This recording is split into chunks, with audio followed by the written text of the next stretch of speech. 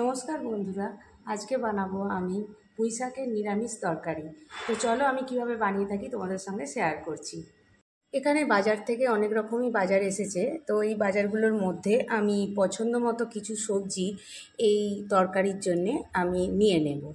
তো আমি আমার পছন্দ মতো কিছু সবজি নিয়ে নিয়েছি, যেমন এখানে রয়েছে ওলকপি, বিট আর রয়েছে পেঁপে।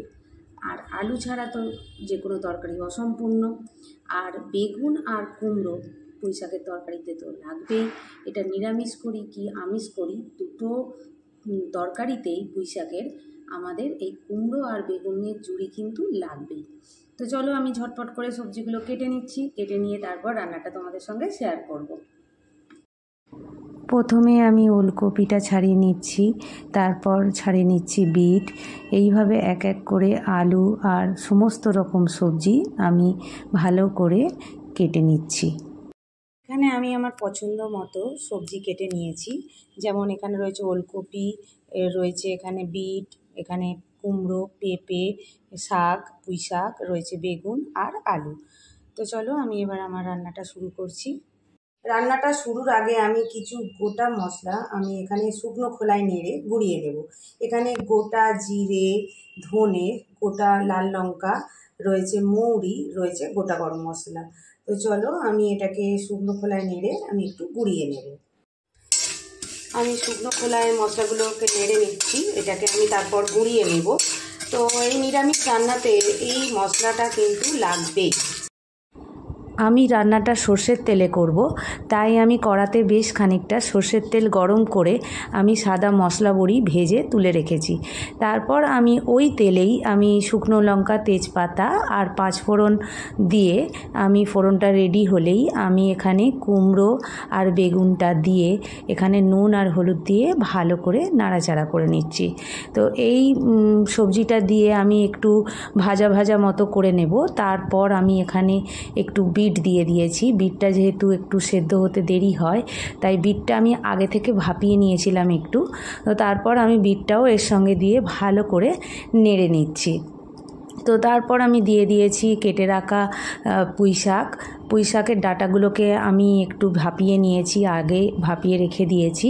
পুঁই শাকের ডাঁটা, একটু আলু আর ওলকপি আর পেঁপেটাকে আমি আলাদা করে আমি একটু ভাপিয়ে তুলে রেখেছিলাম। তো তারপর দেখো মশলাটা এইরকম একটু মজে গেলে আমি এখানে দিয়ে দিয়েছি আদা বাটা। আদা বাটাটা দিয়ে আবারও ভালো করে নেড়ে চেড়ে নিয়ে সেদ্ধ করব। তো এরকম ভালো করে নাড়তে চাড়তে হবে, যাতে মশলাটার সঙ্গে ভালো করে সবজিটা মিশে যায়। এখানে আমি কিছু গুঁড়ো মশলা দিয়েছি ধনে, জিরে আর লাল লঙ্কার গুঁড়ো। ভালো করে মশলাটা মিশিয়ে নিয়ে আমি সামান্য জল দিয়ে দিচ্ছি, যাতে তরকারিটা ভালো করে সেদ্ধ হয়ে যায়। তরকারিটা যখন প্রায় সেদ্ধ হয়ে আসবে, তখন ভেজে রাখা বড়িটা দিয়ে ওই তরকারির সঙ্গে ভালো করে মিশিয়ে নিচ্ছি। এবার আমি যে সবজিগুলো সেদ্ধ করে রেখেছিলাম, এই সবজিগুলোকেও আমি দিয়ে এই তরকারির সঙ্গে ভালো করে মিশিয়ে নিচ্ছি, যাতে মশলাটা ভালো করে এই সবজিটার সঙ্গে মিশে যায়। তো আমি আমার মতন করে এখানে করেছি, আপনারা এই সবজিগুলোকে সেদ্ধ না করে ভেজেও নিতে পারেন। তো এবার তরকারিটা প্রায় আমার হয়েই গেছে, তাই আমি এখানে বেশ খানিকটা চিনি দিয়েছি। যেহেতু নিরামিষ তরকারি আবার কুমড়ো আছে, সেই জন্য চিনিটা আমি একটু বেশি দিয়েছি, আর দিয়েছি পরিমাণ মতো নুন। এবার এখানে আমি দিচ্ছি ঘি, আর যে মশলাটা আমি গুঁড়ো করে রেখেছিলাম ওই মশলাটা দিয়ে আমি ভালো করে নাড়াচাড়া করে নেব। তো হয়ে গেল আমার এই রেসিপিটি যদি ভালো লেগে থাকে তাহলে আমার পাশে থাকবেন। এই রেসিপিটি গরম ভাতে খুবই ভালো যায়।